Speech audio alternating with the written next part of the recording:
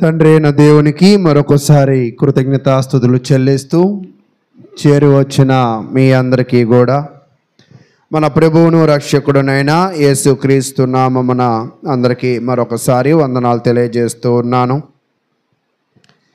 ఈ యొక్క శుక్రవారం సమయమున దేవుని యొక్క వాక్యమును ధ్యానించే గొప్ప అవకాశము దేవుడు మనకు అనుగ్రహించడము, దీనిలో వాక్యము ఉపదేశించే గొప్ప అవకాశమును భాగ్యమును అనుగ్రహించిన విధానమును బట్టి మరొకసారి దేవునికి కృతజ్ఞతలు తెలియజేస్తూ ఈరోజు వాక్య భాగాన్ని నేను వివరిస్తాను.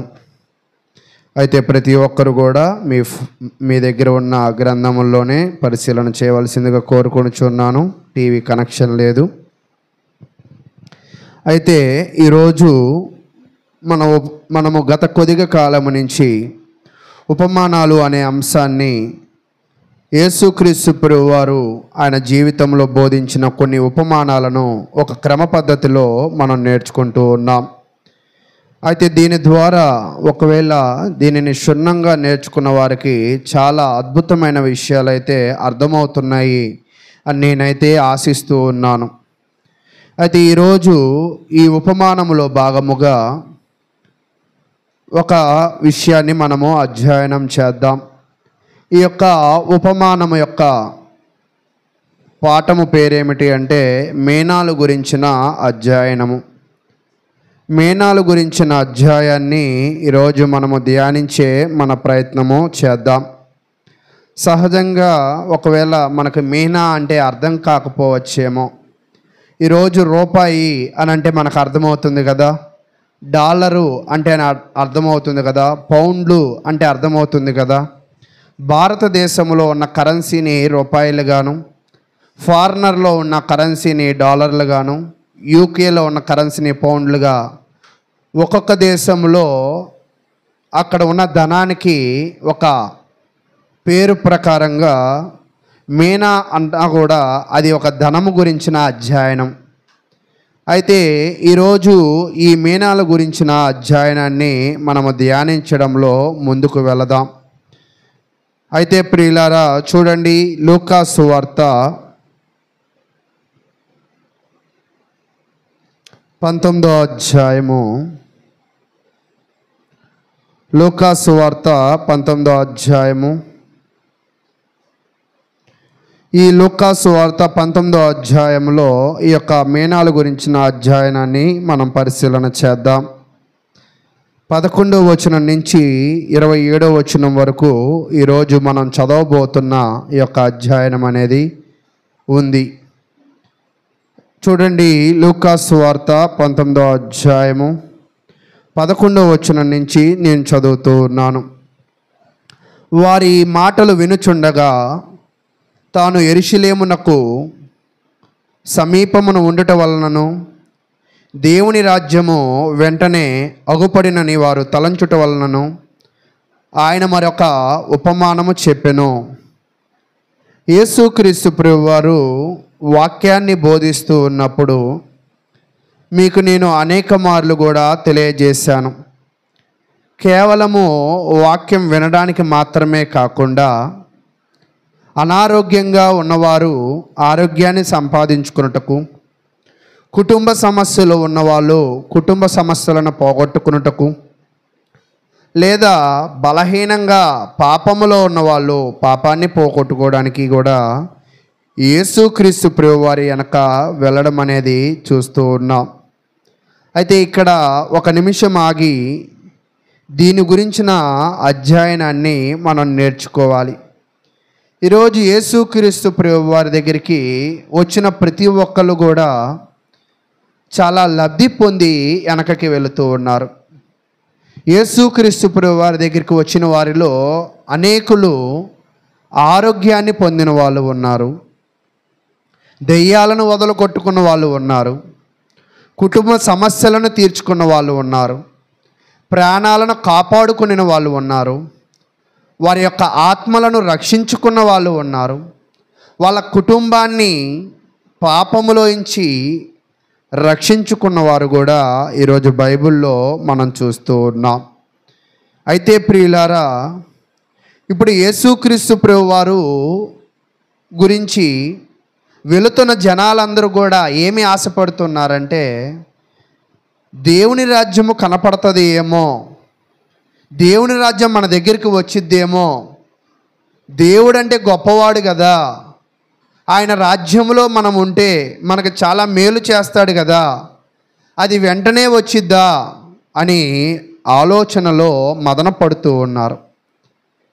మదన పడుతూ దేవుని రాజ్యం కోసము కొంతమంది నిరీక్షిస్తూ ఉండగా, దేవుని రాజ్యము కోసము కొంతమంది ఎదురు చూస్తూ ఉండగా ఈయన ఒక ఉపమానాన్ని చెప్పాడు.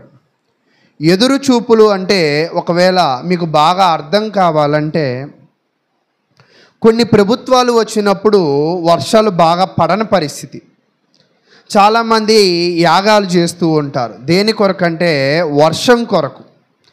కొంతమంది చెట్లు పాతుతూ ఉంటారు. దేని కొరకు అంటే మొక్కలు పాతుతూ ఉంటారు. దేని కొరకంటే వర్షం కొరకు. అంటే ఈ పని చేసి దేనిని ఎక్స్పెక్ట్ చేస్తున్నారంట? వర్షాన్ని. భూమి మీద ఏదో చేసి ఆకాశం ముందు వర్షాన్ని ఎదురు చూస్తూ ఉన్నారు. అంతేనా? ఇప్పుడు ఈ జనాలు కూడా భూమి మీద యేసుక్రీస్తును చూసి, భూమి మీద యేసుక్రీస్తు ప్రవర్తనను చూసి, భూమి మీద యేసుక్రీస్తు కార్యాలను చూసి దేవుని రాజ్యాన్ని ఎదురు చూస్తూ ఉన్నారు.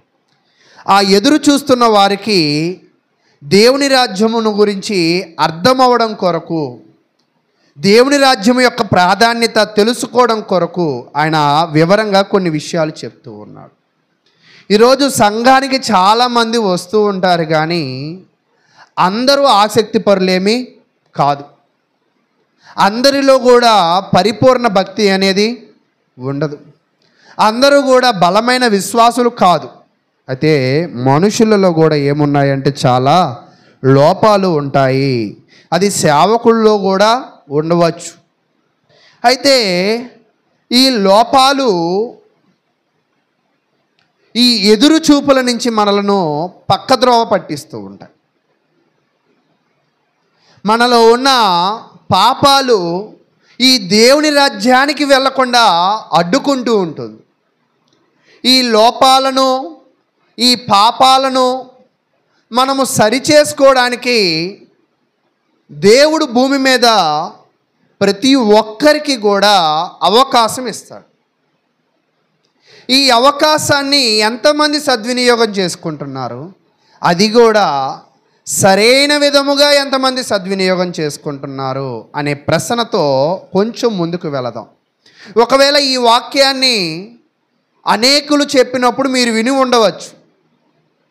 ఒకవేళ ఒక కోణంలో వారు చెప్పి ఉండవచ్చు. ఈరోజు నాకు అర్థమైన కోణంలో, నేను గ్రహించిన కోణంలో, నేను తెలుసుకున్న కోణంలో ఒక మెరుగైన కోణంలో మీకు చెప్పడానికి నేను ప్రయత్నం చేస్తాను. ఈ ప్రయత్నము దేనికి అంటే, ఇందాక చెప్పాను కదా, సంఘములో ఉన్న వ్యక్తి లోపాలు సరి చేసుకోవడానికి, సంఘములో ఉన్న వ్యక్తి పాపాలను సరి చేసుకోవడానికి. ఈరోజు సంఘానికి కూడా మనం రావడానికి గల కారణం ఏమిటి అంటే, ఏదో ఒక కుర్చీని నింపడానికి ప్రయత్నమో కాదు, ఏదో రావాలి కాబట్టి నామకార్థంగా రావడం అనే ప్రయత్నమో కాదు. వచ్చిన తరువాత ప్రతి క్రైస్తవుడు కూడా తనలో ఉన్నదానిని ఎంతవరకు మెరుగుపరుచుకున్నాడు, తనలో ఉన్నదానిని ఎంతవరకు ఉపయోగించాడు, ఎంతవరకు మెరుగుపరుచుకున్నాడు అనేది క్రైస్తవ్యంలో మనం నేర్చుకోవాలి. ఇది నేర్చుకోకపోతే క్రైస్తవ జీవితాన్ని ఏమంటారంటే నిత్య విద్యార్థి అంటారు, నిత్య పెళ్ళికొడుకు అంటారు. ఆ పదం వినుండొచ్చేమో, కానీ క్రైస్తవ్యం ఏమంటుందంటే నిత్య విద్యార్థి. నిత్యము కూడా అతను ఏం చేయాలంట? నేర్చుకుంటూ ఉండాలి. అంటే నేర్చుకోవడం అంటే తనలో లేని నైపుణ్యతను తను పొందడానికి తన ఉన్న నైపుణ్యతను వాడడం. అయితే ప్రియులారా, చూద్దాం ఏమి ఈరోజు చెప్పడానికి ఆయన ప్రయాసపడుతున్నాడో దానిని మనము పరిశీలన చేయడానికి ముందుకు వెళదాం.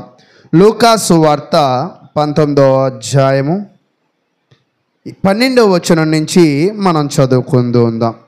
రాజకుమారుడు ఒక రాజ్యము సంపాదించుకుని మరలా రావాలనని దూరదేశమునకు ప్రయాణమై, ఒక వ్యక్తి ఏం చేశాడంటే తన ఉన్న స్థలాన్ని విడిచి వేరొక ప్రాంతానికి వెళ్ళాలనుకున్నాడు.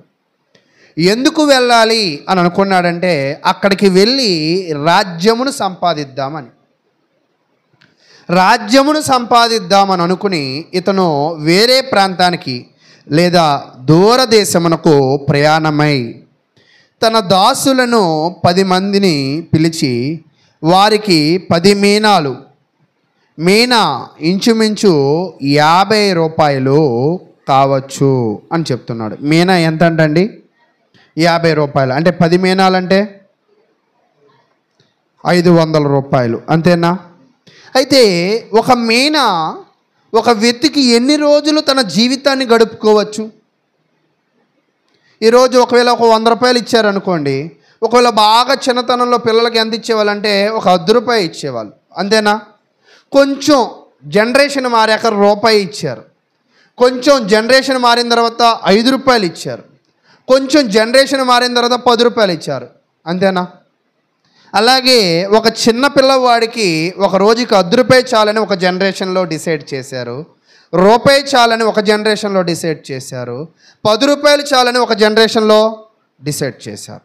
అయితే ఈ మీనా అనేది ఆ కాలంలో ఎన్ని రోజులు ఆ మీనాతో బ్రతకవచ్చు అంటే చరిత్ర ఏం చెప్తుంది అంటే 3 నెలల జీతం అంట ఒక మీనా. అంటే ఇంచుమించుగా మనిషి జీతం నెలకి ఎంత అంటే 15 రూపాయలు, అంతే కదా? ఇంచుమించుగా, లేదా 16-17 రూపాయలు ఇంచుమించుగా. అంటే ఒక 50 రూపాయలు ఒక మీనా అంటే 3 నెలల ఆదాయం. అలాంటిది 10 మీనాలంటే 13 30, అంటే ఎన్ని నెలలు? 30 నెలల, అంతేనా? 30 నెలలు అంటే 2.5 సంవత్సరాలు ఇంచుమించుగా. అంటే ఇప్పుడు ఇతను దూరదేశం వెళ్ళిపోతున్నాడు అనడానికి, నేను దూరదేశం వెళ్ళిపోతున్నాను కదా, మీరు నా దగ్గర దాసులుగా పనివారిగా ఉన్నారు కదా, కాబట్టి నేను మీకు ఏం చేస్తున్నానంటే ఇక్కడ ఒక 10 మీనాలు ఇస్తూ ఉన్నాను. అక్కడ మరలా చదువుదాం, చూడండి 12వ వచనం 13 చదువుదాం. తన దాసులను 10 మందిని పిలిచి వారికి 10 మీనాలు నిచ్చి నేను వచ్చే వరకు వ్యాపారము చేయడని వారితో చెప్పాను. అంటే ఇతను ఎందుకు వెళ్ళిపోతున్నాడు అంటే ఇతను ఏదో సంపాదించడానికి వెళ్తున్నాడు. కానీ ఇతను వెళ్ళిపోతూ తన కింద వారి మీద ప్రేమ కలిగి, తన కింద వారి మీద దయ కలిగి, తన కింద వారు కూడా నేను వెళ్ళిపోతే ఏమైపోతారో అని 2.5 సంవత్సరముల ఆదాయాన్ని లేదా జీతాన్ని వాళ్ళకిచ్చాడు. వాళ్ళకిచ్చి అది సహాయంగా చూద్దామా, వ్యాపారంగా చూద్దామా? యజమాని వేరే ప్రాంతానికి వెళ్ళిపోతున్నాడు, వెళ్ళిపోతూ మొత్తాన్ని పట్టుకుని వెళ్ళిపోవచ్చు. కానీ మొత్తాన్ని పట్టుకుని వెళ్ళిపోకుండా తన దగ్గర కొంత ధనాన్ని అక్కడ ఉన్న పని వాళ్ళకి ఇచ్చాడు. దీనిని మీరు ఎలా చూస్తున్నారు, లేదా దీనిని మీరు ఎలా గ్రహిస్తూ ఉన్నారు? ఒళ్ళు కొవ్వెక్కిచ్చాడండి అని అంటారు కొంతమంది, అతనికి ఎక్కువే ఇచ్చారంటారా కొంతమంది. అయితే మనుషులు ఏ కోణంలో చూసినా కూడా ఇచ్చిన వ్యక్తి నేను చూసిన కోణంలో ఇచ్చిన వ్యక్తి తీను వెళ్ళిపోతే వీళ్ళు ఎలా బ్రతుకుతారు, వీళ్ళ జీవనాన్ని ఎలా కొనసాగిస్తారు, నేను అభివృద్ధి పడాలనుకుంటున్నాను కదా, వీళ్ళు కూడా అభివృద్ధి పడాలి కదా, వీళ్ళకి తోడ్పడడానికి, వీళ్ళకి సహాయపడడానికి వీళ్ళకి ఒక అవకాశం ఇచ్చాడు. ఎవరు? ఆ యజమాని, అంతేనా? ఆ యొక్క భాగంలో ఆ ఇచ్చిన ధనము చాలా పెద్ద ధనం. ఈ ధనం ఇచ్చి ఏమంటున్నాడంటే చక్కగా తినండి, చక్కగా పడుకోండి, చక్కగా పిల్లల్ని చదివించుకోండి అని చెప్పలా. ఇక్కడ దాంతో ఏం చేయమన్నాడంటే అక్కడ వ్యాపారము చేయండి అని చెప్తున్నాడు. అయితే ఎందుకు వ్యాపారం చేయమన్నాడు?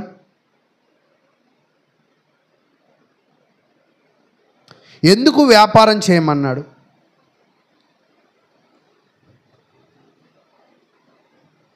వ్యాపారం ఎందుకు చేయమన్నాడు?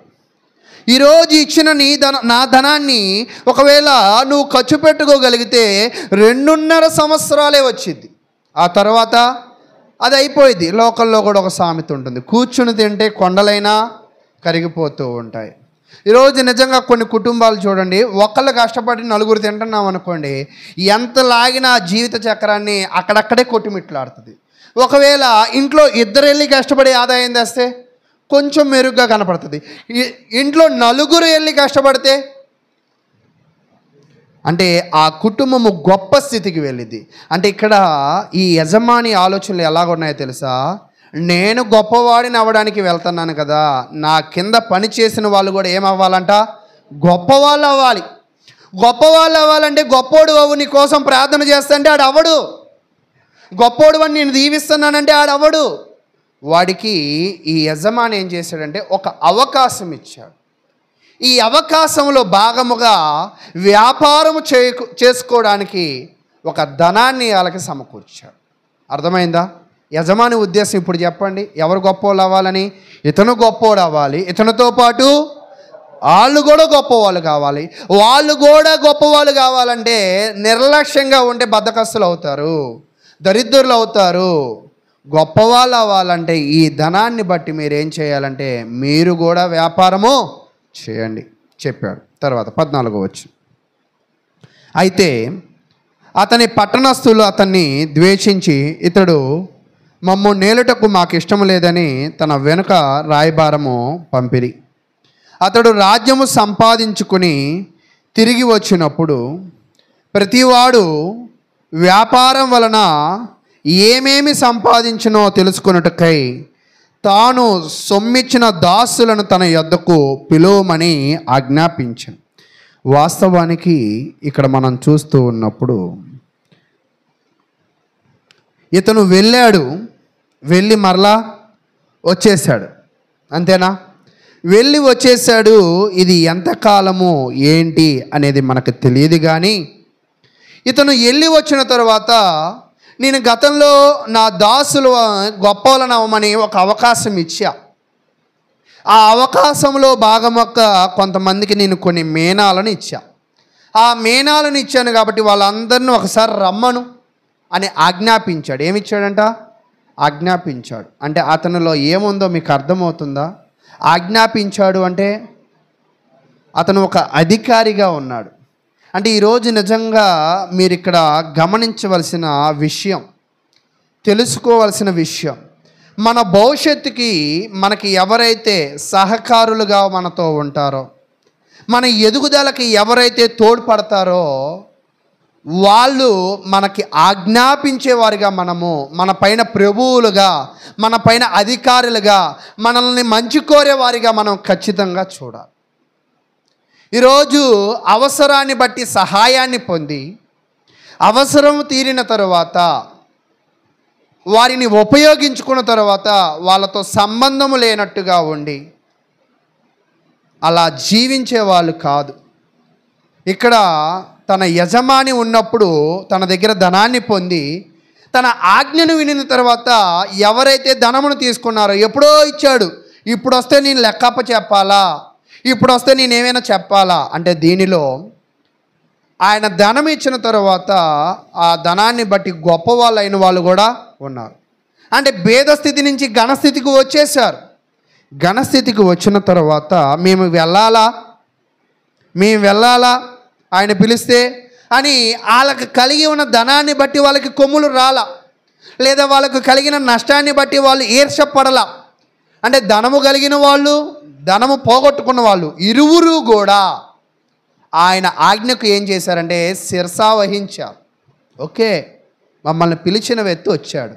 ఎందుకు వచ్చాడంటే లెక్క అడగడానికి వచ్చాడు. ఏంటి ఆ లెక్క అంటే చూద్దాం. ఏంటి ఆ లెక్క అనే పరిశీలన మనం చేయడానికి ప్రయత్నిద్దాం.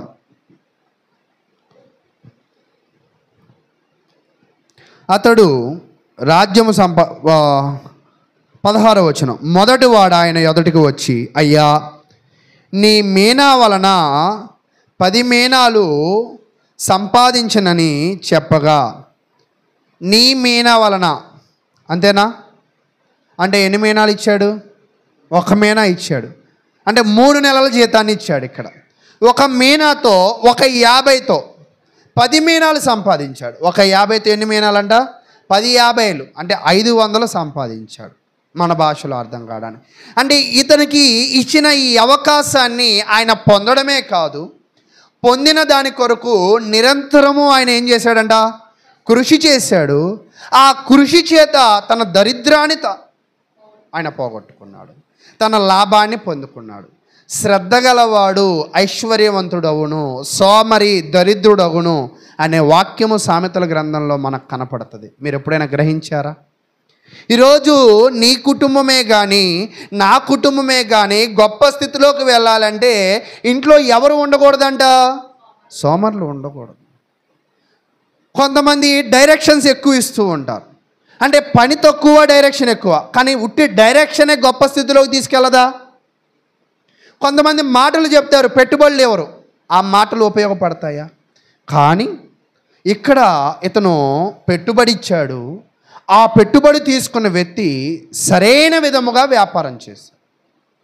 నేను ఇక్కడ ఇంకొక ఉపమానంలోకి ఒకసారి వెళ్ళి మరలా ముందుకు వెళ్దాం. ఇలాగే ఒక వ్యక్తి కూడా తను ఏమనుకున్నాడంటే, మా నాన్న ఓన్లీ వెరిబాగులోడు, అతని దగ్గర ఉన్న డబ్బులు అలాగే ఉంచుకుంటున్నాడు, తక్కువ ఎదుగుతుంది, అదే ఆ ధనం నా దగ్గర ఉంటేనా నేను దానిని చాలా రెట్టింపు చేయగలను అని అనుకున్నాడు. రెట్టింపు చేయగలను అనుకుని, నాన్న నా ఆస్తిలో భాగం నాకు ఇచ్చేసే అని అన్నాడు. ఇవ్వమనగానే ఆయన కూడా ఇచ్చేశాడు. ఇవ్వగానే ఈయన కూడా దీనిని అభివృద్ధి పరచడానికి ఇక్కడ మేనా తీసుకున్న వ్యక్తిలాగా వ్యాపారం చేశాడు. కానీ అది ఎలాంటి వ్యాపారం అంట? దుర్వ్యాపారం. అంటే ఈరోజు నీ కష్టము ప్రతిఫలము దేని మీద ఇన్వెస్ట్మెంట్ పెట్టాలంట? మంచి వాటి మీద, చెడ్డవాటి మీద? మంచి వాటి మీద. ఇతను దుర్వ్యాపారము చేసి దురాలోచనలు కలిగి దురలక్షణాలను కలిగి వాటిని ఏం చేశాడంట? పోగొట్టుకున్నాడు. అక్కడ పోగొట్టుకున్న వ్యక్తిని చూసాం కదా. అయితే ఇక్కడ ఒక వ్యక్తి ఒక మీనాతో పెట్టుబడి పెట్టి అతను కష్టించి శ్రమించి తన యజమానికి లెక్కప్ప చెప్పాలి అని న్యాయమైన వ్యాపారం చేసి ఆయన ఈరోజు ఒక 10 మీనాలు సంపాదించగలిగిన ఒక ఆస్తిపరుడుగా కనపడుతున్నాడు మనకు. ఒక వ్యక్తి అయిపోయింది. తర్వాత అతని గురించి 17వ వచనంలో చెప్తున్నాడు. అతడు, బల మంచి దాసుడా, నీవు ఈ కొంచెములో నమ్మకముగా ఉంటివి గనుక 10 పట్టణముల మీద అధికారివై ఉండుమని వానితో చెప్పెను. అంటే ఇక్కడ మీరు గమనించవలసిన విషయం ఏమిటి అంటే, దేవుడు ఇచ్చిన, అంటే ఇక్కడ ఇచ్చిన అవకాశాన్ని ఉపయోగించుకుని ఆ ఇచ్చిన అవకాశాన్ని బట్టి కష్టపడి గొప్ప స్థితిలోకి వెళ్ళిన తర్వాత ఆ గొప్ప స్థితి మరింత గొప్ప స్థితిలోకి తీసుకువెళ్ళిపోయింది. కొంతమంది ధనవంతుల ఎనాలిసిస్ ఎలా ఉంటుందంటే, ₹1,00,00,000 దాకే మనం బాగా కష్టపడి ₹1,00,00,000 దాకా కష్టపడితే ఆ కోటి మరిన్ని కోట్లను తీసుకొచ్చింది. కానీ ఆ కోటి దాకా చాలా కష్టపడాలి, ఆ కోటి మాత్రం మరింత సంపాదకులు మనం చేసింది. అలాగే ఇతను కూడా ఇచ్చిన ఒక 3 నెలల జీతము అనే ఆ పనిలో నమ్మకంగా పనిచేశాడు.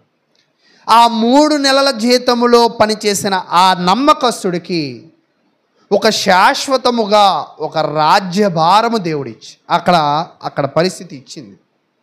ఎన్ని రాజ్యముల మీద అధికారి అంటే, ఇప్పుడు ఎన్ని పట్టణముల మీద అధికారి అంట?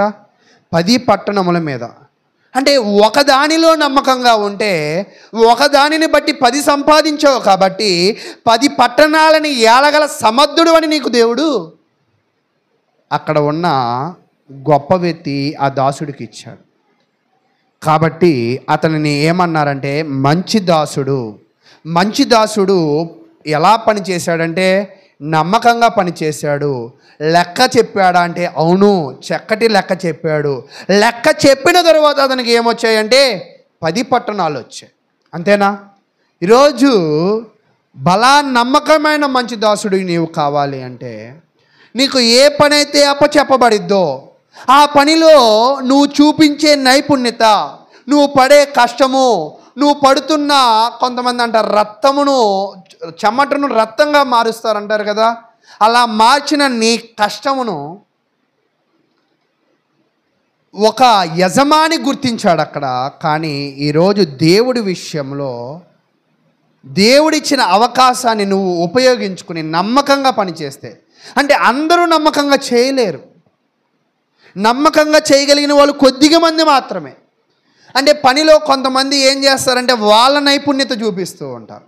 నిన్న కూడా మేము మార్కెట్కి వెళ్ళినప్పుడు ఒక ఆయన చెప్తున్నాడు, అంటే నాకు చెప్తూ ఉన్నాడు, అంటే తెలియక చెప్పాడు. పళ్ళ వ్యాపారం చేస్తాడు ఇతను, కుర్రోడు, పొద్దున్న 7:30కి వెళ్ళి సాయంత్రం 8ంటికి వచ్చేస్తాడు, 800 జీతం, 4000 రూపాయలు పై డబ్బులు వస్తాయి ఆయనకి అని చెప్పాడు. నాకు నిజం కాదనుకుంటా అని అన్నా. లేదు, నాకు తెలుసు నిజం అని చెప్పాడు. అంటే ఈరోజు కొంతమంది ఇచ్చిన పనిలో, అది ఏ పనైనా అవ్వచ్చు, అది చిన్నది అవ్వచ్చు, అది పెద్దది అవ్వచ్చు, ఆ పనిని యజమానికి ఉపయోగంగా చేసావా, న్యాయంగా కష్టపడ్డావా అనేది దేవుడు క్షుణ్ణంగా చూస్తూ ఉంటాడు. ఒకవేళ న్యాయంగా కష్టపడి న్యాయంగా నువ్వు యజమానికి లెక్క చెప్పగలిగినట్లయితే ఆ న్యాయమునికి మరింత మేలు చేసిద్ది. కానీ చేసే పనిలో స్వలాభం కోసం పనిచేస్తూ, చేసే పనిలో కపటమైన ఆలోచనలు పెట్టుకుంటూ, చేస్తున్న పనిలో దురాలోచనలు పెట్టుకుంటూ, చేస్తున్న పనిలో వేరే ఆధిపత్యాన్ని చూపించాలని అది ఒకవేళ చేస్తే అతని గురించి కింద చెప్తూ ఉన్నాడు. వాళ్ళ పరిస్థితి ఏమవుతుంది అనేది చూడండి. ఇప్పుడు రెండో వ్యక్తి గురించి చూద్దాం. 18వ వచనం. అంతటా రెండవ వాడు వచ్చి, అయ్యా, నీ మీనా వలన 5 మీనాలు లభించననగా. ఒక మీనాతో ఒక వ్యక్తి ఎంత సంపాదించాడంట? 10 సంపాదించాడు. అది అతని కెపాసిటీ. ఒక అతను ఏం చేశాడంట? అదే 50 రూపాయలతో 250 రూపాయలు సంపాదించాడు. అది ఇతని కెపాసిటీ. ఈ కెపాసిటీని బట్టి ఇతనికి ఏమన్నాడంటే 19వ వచనంలో, అతడు నీవును 5 పట్టణముల మీద ఉండమని అతనితో చెప్పాను. ఇక్కడ దేవుడు ఎంత న్యాయము కలిగిన వాడు అంటే, ఎవరు ఎంత మోయగలరో అంతే ఆయన ఇవ్వగలడు. ఎవరు ఎంత మోయగలరో, ఎవరు ఎంత తట్టుకోగలరో, ఎవరు ఎంత భరించగలరో, ఎవరు ఆపుకోగలరో వాళ్ళనే దేవుడు అంతవరకే ఆయన ఇస్తాడు. ఒక మాట ఉంటుంది వాక్యం, నువ్వు సహించే అంత శోధన మాత్రమే నేను నీకు ఇస్తున్నాను, నువ్వు సహించలేనంత నీకు నేను ఇవ్వట్లేదు. అంటే నీ కెపాసిటీ నీకన్నా నాకన్నా నీ ఇరుగు పొరుగు కన్నా ఎవరికి బాగా తెలుసు? అంటే దేవుడు ఒక పని నీకు ఇచ్చాడనుకో, నువ్వు నమ్మకస్తుడు కాబట్టి నీకు ఇస్తాడు. ఒక్కోసారి ఆ పని నీ దగ్గర నుంచి తీసేసుకుంటున్నాడు అనుకో, అంటే నువ్వు ఏమనుకోవాలంటే నీ నమ్మకత్వాన్ని నువ్వు కోల్పోతున్నావు. నువ్వు న్యాయమును అన్యాయస్తుడిగా ప్రవర్తిస్తున్నావు కాబట్టి ఆ న్యాయమైన పనిని నీ దగ్గర నుంచి తీసివేస్తాడు. ఒకవేళ న్యాయంగా ప్రవర్తిస్తే నీ న్యాయానికి మత్తయి సువార్తలో ఒక భాగం ఉంటుంది, దేవుని నిమిత్తము భూమి మీద ఏది వదులుకున్న 2 దేవుడు ఎగస్ట్రా ఇస్తా అంటాడు, ఒక చోట 100 ఎగస్ట్రా ఇస్తా అంటాడు. ఇక్కడ ఈ యజమాని కింద దాసులు కూడా నమ్మకంగా పనిచేయడం వల్ల 5 మీనాలకి 5 రాజ్యాలు 5 పట్టణాలు సంపాదించారు, 10 మీనాలకి 10 పట్టణాలు సంపాదించారు. అయితే ఇక్కడ 2తో అయిపోయింది. ఇప్పుడు 3వ వ్యక్తి. అంతటా 20వ వచనం. అంతటా మరొకడు వచ్చి, అయ్యా, ఇదిగో నీ మీన, నువ్వు పెట్టని దానిని ఎత్తుకొనవాడును, విత్తని దానిని కోయువాడునైనా కఠినవుడు కనుక నీకు భయపడి దీనిని రుమాలున కట్టి ఉంచితినని చెప్పెను అని చెప్తూ ఉన్నాడు. అంటే ఇతను ఏమంటున్నాడంటే, నువ్వు గొప్పవాడివి కదా, నువ్వు ఏమీ లేని చోట కూడా అభివృద్ధి కలిగించగలవాడి కదా, ఐశ్వర్యాన్ని ఇవ్వగలిగింది నువ్వే కదా, నువ్వు ఎలాగో గొప్పోడివి కాబట్టి నువ్వు ఇచ్చిన దానిని నేనేమి చేయకుండా జాగ్రత్తగా రుమాలులో దాచి కట్టిపెట్టి తినయ్యా అని అన్నాడు. ఇక్కడ వీళ్ళ ముగ్గురిని ఒక వరుసలో పెట్టుకోవడానికి ప్రయత్నం చేయండి. మొదటి వ్యక్తి తీసుకున్నాడు, రెండో వ్యక్తి తీసుకున్నాడు, మూడో వ్యక్తి తీసుకున్నాడు. మొదటి వ్యక్తి కష్టపడ్డాడు, రెండో వ్యక్తి కష్టపడ్డాడు, మూడో వ్యక్తి కూడా కష్టపడ్డాడు. మొదటి వ్యక్తి ఎలా కష్టపడ్డాడంటే వ్యాపార నిమిత్తం కష్టపడ్డాడు. రెండో వ్యక్తి ఎలా కష్టపడ్డాడంటే వ్యాపార నిమిత్తం కష్టపడ్డాడు. మూడో వ్యక్తి ఎలా కష్టపడ్డాడంటే రుమాలులో కట్టి కష్టపడ్డాడు. మొదటి వ్యక్తి కష్టపడి వ్యాపారము చేసి నమ్మకంలో చేశాడు కాబట్టి అతనికి సంపాదన తన కెపాసిటీ బట్టి ఎంత వచ్చిందంటే 10 వచ్చింది. ఇతని కెపాసిటీ బట్టి ఎంత వచ్చిందంటే 5 వచ్చింది. ఇతను కెపాసిటీ బట్టి ఎంత వచ్చిందంటే నాకు కెపాసిటీ లేదయ్యా, నువ్వే పెద్ద కెపాసిటీ గలవాడివి కాబట్టి నేను దీన్ని దాశానయ్యా అని తిను కష్టపడకుండా ఒళ్ళు వంచని ఒక బద్ధకస్తుడుగాను, అది కూడా జ్ఞానవంతమైన బద్ధకస్తుడుగాను, జ్ఞానవంతమైన కన్నింగ్ మాటలతో తన యజమానిని మోసపరచడానికి ప్రయత్నం చేశాడు. అప్పుడు ఆయన అంటున్నాడు 22వ వచనం, అందుకు అతడు చెడ్డ దాసుడా, ఇద్దరిని బలా మంచి దాసుడు అన్నాడు. ఇతను మాత్రం ఏమన్నాడంట, చెడ్డ దాసుడా, నీ నోటి మాట బట్టియే నీకు తీర్పు తీర్చుదును. ఈరోజు మన అందరం ఏమనుకుంటూ ఉంటామంటే మన జీవితంలో అనేకుల విషయంలో నోరు పారేసుకునేవారిగా ఉంటాం, అనేక మాటల చేత నిందించేవారిగా ఉంటాం, అన్యాయమైన మాటలు మాట్లాడే వాళ్ళంగా ఉంటాం, ఇతరులను నిందించే మాటలు మాట్లాడేవారిగా ఉంటాం. కానీ ఇక్కడ దేవుడు గురించిన స్వభావాన్ని అంటే ఇక్కడ చూస్తున్నప్పుడు నోటి మాటను బట్టి కూడా ఆయన ఏం చేస్తాడంట, తీర్పు తీరుస్తాడు. తప్పు చేసింది కాగా తిరిగి ఇతను ఏం చేశాడంటే తన నోటి మాటల చేత అవతల వ్యక్తిని మోసపరచాలనుకున్నాడు. ఈరోజు మనుషులు కూడా ఏం చేస్తున్నారంటే దుర్వ్యాపారం ద్వారా కష్టపడకుండా నోటి మాటలు అనే మోసము ద్వారా అనేకుల కష్టమును నాశనము చేస్తూ అనేకమైన జీవితాలను నాశనం చేస్తూ వాళ్ళు గొప్పవాళ్ళు అవ్వడానికి ప్రయత్నం చేస్తూ ఉంటారు. ఇక్కడ నేను చెప్తున్న కాంటెస్ట్ ఒకవేళ అక్కడ ఉన్న కాంటెస్ట్కి దూరంగా ఉండొచ్చు, కానీ నేను చెప్పే మాటలు ఏమిటి అంటే ఈరోజు జరుగుతున్న వాతావరణంలో ఉన్న మాటలు. ఇక్కడ ఈరోజు అక్కడ 10 మీనాలు పొందడానికి ఆయన కష్టపడ్డాడు, ఇతను 5 మీనాలు పొందడానికి ఇతను కష్టపడ్డాడు. ఇతను ఏమనుకున్నాడంటే ఎలాగో ఆయనే ఇస్తాడు కదా, నేనెందుకు కష్టపడాలి అనే మాటలు గారడి చేయడానికి ప్రయత్నం చేశాడు. కొంతమంది మాటలు గారడి చేత ఏదో పొందాలని ఆశపడుతూ ఉంటారు. ఆ మాటలు గారడి చేసి ఆ నోటి మాటలను బట్టి అక్కడ ఉన్న యజమాని ఏమంటున్నాడంటే నేను పెట్టన దానిని ఎత్తువాడును విత్తని దానిని కోయువాడునైనా కఠినుడని నీకు తెలిసి ఉండగా నీవు ఎందుకు నా సొమ్ము సహకారుల యొద్ద నుంచలేదు? అట్లు చేసి ఉంచిన ఎడల నేను వచ్చి వడ్డీతో దానిని తీసుకొందునే అని వానితో చెప్పి, అంటే నీకు ఇచ్చిన మీనా ఒకవేళ నువ్వు ఎలాగో ఉపయోగించలేదు, అదేదో వాళ్ళకిస్తే వాళ్ళు ఉపయోగించే వాళ్ళేమో, వాళ్ళ దగ్గర అభివృద్ధి ఉండేదేమో అని చెప్పాడు. చెప్పి 24వ వచనం, వీని యొద్ద నుండి ఆ మీనా తీసివేసి 10 మీనాలు గల వానికి ఈడని దగ్గరగా నిలిచిన వారితో చెప్పాను. ఇక్కడ చూడండి, బాగా కష్టపడిన వాడికి 1 మీనాకి 10 మీనాలు వచ్చాయి, 10 మీనాలకి 10 పట్నాలు వచ్చాయి, 10 పట్నాలకి మరలా ఏం యాడ్ అయింది? 1 మీనా యాడ్ అయింది మరలా ఇక్కడ. అంటే ఇప్పుడు ఇతని దగ్గర ఎన్ని మీనాలు ఉన్నాయి? 12 మీనాలు. ఇచ్చిన మీనా ఏమైంది? ఇచ్చిన మీనా 10 మీనాలు, వచ్చిన మీనా ఎన్ని? 12 మీనాలు. ఈ 12 మీనాలతో 10 పట్టణాలు. ఇది ఎలా సంపాదించో, ఎలా గొప్పోడు అయ్యో, ఏం కష్టించావంటే ఉన్న దానిలోనే శ్రద్ధ పెట్టాడు, ఉన్న దానిని బట్టే కష్టపడ్డాడు, ఆయనకు పరిజ్ఞానం ఉన్న మేరకే కష్టపడ్డాడు.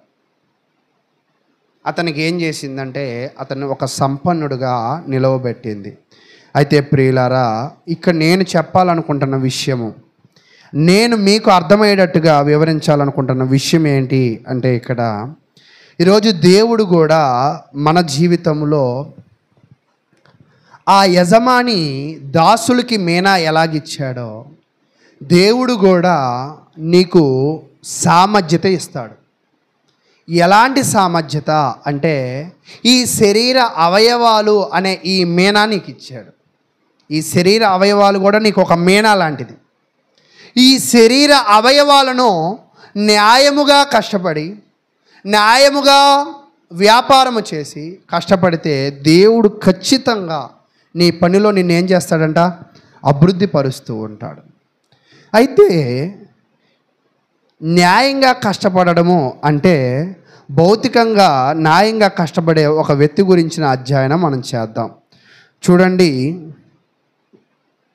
సమూయేలు గ్రంథము 2 సమూయేలు గ్రంథము 11వ అధ్యాయం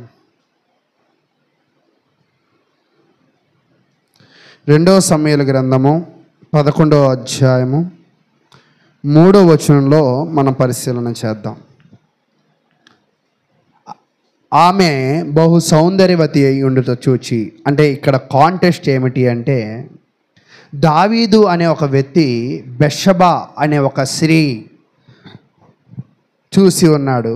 బెత్షెబా యొక్క భర్త పేరు ఏమిటి అంటే ఊరియా. ఈరోజు నేను చెప్పాలనుకుంటున్న వ్యక్తి ఎవరంటే ఊరియా.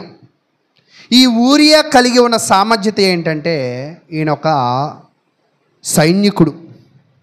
ఈయన ఎలాంటి సైనికుడు లేదా ఇతను ఎలాంటి క్యారెక్టర్ అనేది మనం చూస్తూ ఉన్నప్పుడు ఇతను గురించిన అధ్యయనాన్ని మనం చూద్దాం. దావీదు ఏం చేశాడంటే, ఆ ఊరియాని యుద్ధం చేయొద్దు, పాడొద్దు, అర్జెంటుగా వచ్చేమను అని వర్తమానం పంపించాడు. 6వ వచనం, దావీదు హిత్తీయుడగు ఊరియాను నా యొద్దకు పంపమని దూత ద్వారా యోవాబునకు ఆజ్ఞ ఇచ్చెను. అంటే దావీదు ఏ ఉద్దేశము చేత ఊరియాని రమ్మంటున్నాడంటే, దురాలోచన కలిగి రమ్మంటున్నాడు. కానీ ఊరియా యోవాబు వెళ్ళి చెప్పాడు, అయ్యా ఊరియా, 7వ వచనం, ఊరియా దావీదుని వద్దకు రాగా, ఊరియా ఏం చేశాడంటే యుద్ధం జరుగుతుండగా యుద్ధాన్ని విడిచిపెట్టి వచ్చేసి దావీదు దగ్గరకు వచ్చాడు. దావీదు యోవాబు యోగక్షేమమును, జనుల యోగక్షేమమును, యుద్ధ సమాచారమును అడిగాను. తర్వాత దావీదు ఇంటికి పోయి శ్రమ తీర్చుకునమని ఊరియాకు సెలవీయగా, ఊరియాలో ఉన్న టాలెంట్ ఏంటంటే, ఊరియాలో ఉన్న నైపుణ్యత ఏంటంటే, ఊరియాకు ఉన్న శక్తి ఏమిటి అంటే, ఆయన యుద్ధం చేయగలిగిన సమర్థుడు. ఆ సమర్థత ఎక్కడ అవసరం అంటే ఆ సైన్యానికి అవసరం, ఆ యుద్ధానికి అవసరం. కానీ అనుకోకుండా ఒక వార్త ఏం చేసిందంటే, సైన్యములో నుంచి ఊరియాని ఇక్కడికి తీసుకువచ్చేసిన తర్వాత దావీదు దగ్గర ఏమంటున్నాడంటే, దావీదు, ఓ ఊరియా, నువ్వు యుద్ధం చేసి చాలా అలసిపోయి ఉంటావు. ఓకే, యుద్ధం ఎలా జరుగుతుంది, జనాలు ఎలా ఉన్నారు, బాగున్నారా, సరే ఒక పని చెయ్యి, నువ్వు వెళ్ళి రిలాక్స్ అయిపో అని అన్నాడు. రిలాక్స్ అయిపో అని అనగానే ఇక్కడ 9వ వచనం, అతని వెనుక రాజు పలహారం అతని ఎద్దకు పంపించను. కానీ ఊరియా తన ఇంటికి వెళ్ళక తన ఏలిన వాణి సేవకులతో కూడా రాజనగర ద్వారమున పండుకొండెను. ఎక్కడ పడుకున్నాడంట అంటే, ఇతనికి రిలాక్స్ అవ్వమని ఒక స్థలం ఇస్తే, ఇతను ఒక పని చేయమంటే, ఇతను రాత్రింపగళ్ళు తన శక్తిని ఎవరి కొరకు ఉపయోగించే ప్రయత్నం చేస్తున్నాడంటే, దావీదు రాజ్యానికి ఉపయోగించే ప్రయత్నం చేస్తున్నాడు. పని చేస్తూ ఉన్నప్పుడు అక్కడ చూద్దాం 10వ వచనం, ఊరియా తన ఇంటికి పోలేదన్న మాట దావీదునకు వినపడినప్పుడు దావీదు ఊరియాను పిలిపించి, నీవు ప్రయాణం చేసి వచ్చితివి కదా, ఇంటికి వెళ్ళకపోతివేమని అడగగా, ఊరియా మందసమును ఇశ్రాయేలు వారును యోధా వారును గుడారములలో నివసించుచుండగను, నా అధిపతి యగు యోవాబును నా ఏలినవాడగు నీ సేవకులు బయట దండులో నుండగను, భోజన పానములు చేయుటకును నా భార్య యొద్ద పరుండుటకును నేను ఇంటికి పోదునా. నిజంగా ఎంత చక్కటి భావాన్ని వ్యక్తపరిచాడంటే, అయ్యా, నాతోటి వారు యుద్ధం చేస్తున్నారు, నా పైన ఉన్న అధిపతి యుద్ధదండులో ఉన్నాడు, నా జనులు ఆలోచనలో ఉన్నారు, ఇంత టెన్షన్గా ఉన్న వాతావరణంలో నేను వెళ్ళి ఏమి శ్రమపడి సుఖం తీర్చుకుంటానయ్యా, నేను ఎలా ఇంటికి వెళ్ళగలనయ్యా అని ఎదురు ప్రశ్న వేశాడు. అయితే నీకు తోడుగా నీ ప్రాణము తోడు, నేను ఎలాగో చేయువాడును కానని దావీదుతో అనిను. నిజంగా ఎంత గొప్పవాడో ఊరియా. ఒక్కోసారి ఈ ఊరియా క్యారెక్టర్ని చాలామంది ఎత్తి చెప్పరు, కానీ ఈ ఊరియా ఎంత గ్రేట్ ఫెలో అంటే, అతని కష్టము తన రాజ్యము కొరకు, తన సైన్యాధిపతి కొరకు, తన రాజు కొరకు, తనని నమ్ముకున్న జనుల కొరకు తాను ముందుండి నడిపించే ఒక నాయకుడి లక్షణాలు ఆయనలో ఉన్నాయి. జనులు కష్టపడితే చూడకుండా తన శక్తిని జనము కొరకు ఉపయోగించే మంచి స్వభావం ఆయనలో ఉంది. ఈరోజు జనులు ఎలాగున్నారంటే, మన దగ్గర ఏమైనా ఉంటే ఇతరులకి సహాయం చేయడానికి వెనకాడుతూ ఉంటారు. మన దగ్గర ఏదైనా చేయగలిగితే ఇతరులను మోసం చేస్తారేమో అని భయపడుతూ ఉంటారు. కొంతమంది ఎలా ఉంటారంటే, వాళ్ళ కర్మ వాళ్ళు ఎలా పోతే అలా పోయారు, నేను సుఖంగా నా కుటుంబంలో ఉన్నాను అని అనుకుంటూ ఉంటారు. కానీ ఊరియా ఏమనుకున్నాడంటే, తన రాజ్య సమస్యను తన సమస్య అనుకున్నాడు, తన ప్రజల బాధను నా బాధ అనుకున్నాడు, తన యొక్క దావీదు యొక్క, యోబాబు యొక్క సైన్యాధిపతి యొక్క ఆ యొక్క టెన్షన్ ఇతను కూడా పడుతూ ఉన్నాడు. అయితే ఇటువంటి ఊరియా జీవితంలో, ఇటువంటి గొప్ప సైనికుడి జీవితంలో ఇతను తనకిచ్చిన తలాంతుని తన సమాజం కోసం, రాజ్యం కోసం వాడుతూ ఉన్న సందర్భంలో 12వ వచనం, దావీదు, నేడును నీవు ఇక్కడ ఉండుము, రేపు నీకు సెలవెత్తునని ఊరియాతో అనగా, ఊరియా నాడును మరునాడును యెరూషలేములో నిలిచెను. అంతలో దావీదు అతనిని భోజనమునకు పిలిపించెను. అతడు బాగుగా తిని త్రాగిన తరువాత దావీదు అతనిని మత్తునిగా చేసెను. సాయంత్రమున అతడు బయలు వెళ్ళి తన ఇంటికి పోక తన ఏలిన వాని సేవకుల మధ్య పడక మీద పడుకొనెను. ఉదయమున దావీదు యుద్ధము మోపగా జరుగుచున్న చోటు ఊరియాను ముందు పెట్టి, అతడు కొట్టబడి హతమగునట్లు నీవు అతని యుద్ధ నుండి వెళ్ళిపోమ్మని యోవాబునకు ఉత్తరం ఇచ్చి ఊరియా చేత పంపించెను. ఇక్కడ మీకు అర్థమవుతుందా? ఇక్కడ చదివేది ఏమైనా, ఇంత నమ్మకస్తులు మనకి కావాలి అని రాజు కోరుకోవాలి, ఇటువంటి నమ్మకస్తులు కావాలి సైన్యాధిపతి కోరుకోవాలి, ఇటువంటి ప్రజల కోసం ప్రయాసపడే వాళ్ళు కావాలి అని జనులు కోరుకోవాలి. కానీ ఇక్కడ రాజ్యంలో ఏమైందంటే, ఇటువంటి నమ్మకస్తుని హతమార్చడానికి అతని చేతే లెటర్ పంపించాడు. అతను ఒక లెటర్ పట్టుకెళ్ళాడు. ఆ లెటర్ యావాబు చూశాడు. ఆ లెటర్లో ఏముందంట, ఊరియా బాగా తాగున్నాడు, ముందు పెట్టు, యుద్ధం వచ్చినప్పుడు నువ్వు సైడ్ అయిపో అని చెప్పారు. ఈరోజు కొన్ని సహవాసాలు ఎలా ఉంటాయంటే, మనలను హతమార్చడానికి, మనలను అన్యాయం చేయడానికి, మనలను హింసించడానికి, మనల్ని మభ్యపెట్టడానికి వాళ్ళు కలిగి ఉన్న దురాలోచనలతో మనం ఏకీభవించకపోవడం వల్ల, వాళ్ళ కలిగి ఉన్న తప్పులలో మనం ఏకీభవించకపోవడం వల్ల, మనము కలిగి ఉన్న నీతిని, నిజాయితీని, మనకు కలిగి ఉన్న ఆసక్తిని కూడా, మనలో ఉన్న వాటిని ఎవరు చంపేస్తారంట? మన వాళ్ళే చంపేస్తారు. అంటే భౌతికంగా కష్టపడే వ్యక్తిని వాళ్ళే చంపేశారు. నిజంగా దీనిని ఇంకా క్షుణ్ణంగా వివరించుకుంటే ఎంతో గొప్ప చరిత్ర ఇది. అయితే ఇక్కడ నేను చెప్పాలనుకున్న విషయం ఏంటంటే, భౌతికంగా నువ్వు జనుల కోసం కష్టపడితే, జనులు ఎలాంటి వాళ్ళంటే మోసగాళ్ళు, జనులు ఎలాంటి వాళ్ళంటే అందరూ పాపము చేసి దేవుడు అనుగ్రహించిన మహిమను పొందలేని వాళ్ళు. ఊరియా జనుల కోసం కష్టపడ్డాడు కాబట్టి ఆ జనులే, ఆ రాజే, ఆ సైన్యాధిపతి కోసం సుఖాన్ని వదిలితే ఆ సైన్యాధిపతి, ఆ రాజే అతనిని మభ్యపెట్టి మరణం దాకా తీసుకువెళ్ళారు. అంటే నేను చెప్పాలనుకుంటున్న పాయింట్ ఏంటంటే, మనము కలిగి ఉన్న నైపుణ్యత ఒక్కోసారి మన కోసం ఉపయోగించుకుంటే మనం విఫలమైపోవచ్చు. మనం కలిగి ఉన్న నైపుణ్యత ఒక్కోసారి జనుల కోసం ఉపయోగిస్తే వాళ్ళే మనలను నాశనం చేయొచ్చు.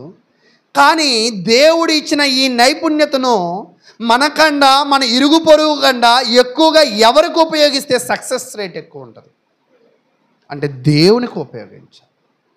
ఒకవేళ నువ్వు మనుషులతో కంటే, సమాజంతో కంటే మరి ఎక్కువగా దేవుణ్ణి ప్రేమించి, అంటే మనుషులను ప్రేమించకూడదా, సమాజాన్ని ప్రేమించకూడదా అనేది కాదు, కానీ నీ కష్టాన్ని నీ దేవుడికి ఎక్కువగా ఇవ్వగలిగితే, దేవుడు ఎలాంటి వాడంటే నమ్మదగిన వాడు. దేవుడు గురించిన ఒక విషయం ఏముంటుంది అంటే, ప్రభువునందు పడు ప్రయాస వ్యర్థమో కాదు. ఊరియా దావీదు రాజ్యం కోసం పడిన ప్రయాస ఏమైపోయింది? వ్యర్థమైపోయింది. కానీ ఈరోజు స్థానిక సంఘంలో సభ్యులు కూడా సేవకుల కోసం కష్టపడద్దు, సంఘస్థుల కోసం కష్టపడద్దు, దేవుని మెప్పించడం కోసం కష్టపడదు. జనులను మెప్పించాలని పడే ప్రతి కష్టము చివరికి ఒకరోజు బ్రేక్ అయిపోవచ్చేమో, కానీ దేవుణ్ణి మెప్పించాలని పడే ప్రతి కష్టం ఎప్పుడు కూడా ఏమవదంట. కొంతమంది ఏం చేస్తారంటే ఆయన మెప్పించినా ఒకటే, మెప్పించకపోయినా ఒకటే అని వాళ్ళకు కలిగి ఉన్న సామర్థ్యతను, వాళ్ళకు ఉన్న శక్తి బలాన్ని, వాళ్ళ దగ్గర ఉన్న ఆర్థిక బలాన్ని, వారి దగ్గర ఉన్న వస్తువు బలాన్ని దేవునికి ఇవ్వకుండా, దేవుని కొరకు ఖర్చు పెట్టకుండా, దేవుని కొరకు ఉపయోగించకుండా దాచుకునే వాళ్ళు కూడా ఉంటారు. అది ధనం అవ్వచ్చు, శరీరం అవ్వచ్చు, వస్తువులు అవ్వచ్చు, మరి ఏ ఇతరమైన వాటిని కూడా అవ్వచ్చు. అలాగా దాచుకుని గొప్పవాళ్ళు అవుతాం అనుకుంటామేమో. జనుల కోసం కష్టపడిన వాడు ఎలా మోసపోయాడో, దాచుకున్నవాడు కూడా ఏమైపోయినట్టే మోసపోతాడు. అంటే ఈ సమాజం మనుషుల్ని ఎప్పుడు కూడా మోసం చేస్తుంది. కానీ మోసం చేయని వాళ్ళు భూమి మీద ఎవరైనా ఉన్నారంటే ఒకటే ఒక రిలేషన్, దేవుడు భక్తుడు. ఇది ఎప్పుడు మోసపోదు, ఇతను ఎప్పుడు మోసం చేయడు. కాబట్టి పూర్తి మనము ఎవరి మీద ఆధారపడి, ఎవరి కొరకు కష్టపడాలి, ఎవరి కోసం మనము ప్రయాసపడాలి అని నిర్ణయం మనం ఈరోజు తీసుకోవాలి. అయితే జనుల కోసం కష్టపడ్డ వ్యక్తిని మనం చూసాం కదా, దేవుని కోసం కష్టపడ్డ ఒక వ్యక్తిని కూడా నేను మీకు తెలియజేస్తాను. అపోస్తుల కార్యములు 8వ అధ్యాయం.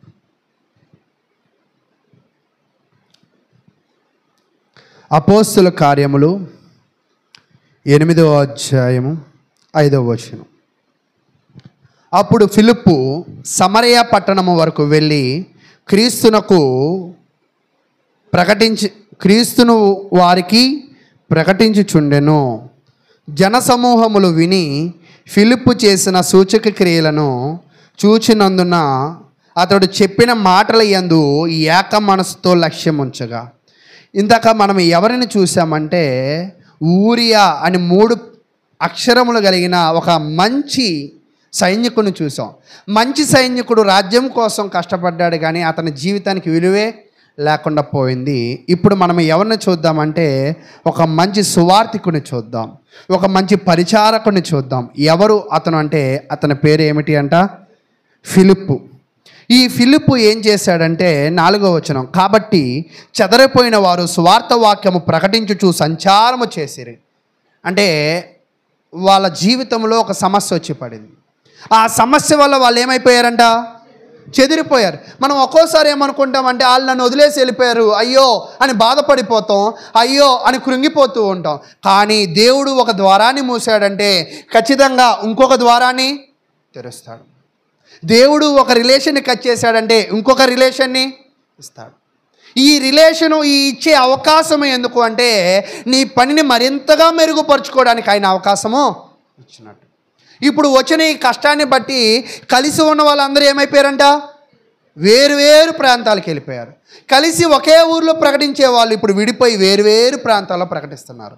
ఇప్పుడు సువార్త అందరికీ కూడా ప్రకటింపబడుతున్నప్పుడు ఫిలిప్పుకి ఏ ప్రాంతం వచ్చిందంటే, అప్పుడు ఫిలిప్పు సమరయ పట్టణము వరకును వెళ్ళి, అంటే ఇప్పుడు ఆయన ఎక్కడికి వెళ్ళాడంట? సమరయ పట్టణం. అసలు ఈ సమరయ పట్టణం ఎలాంటిది?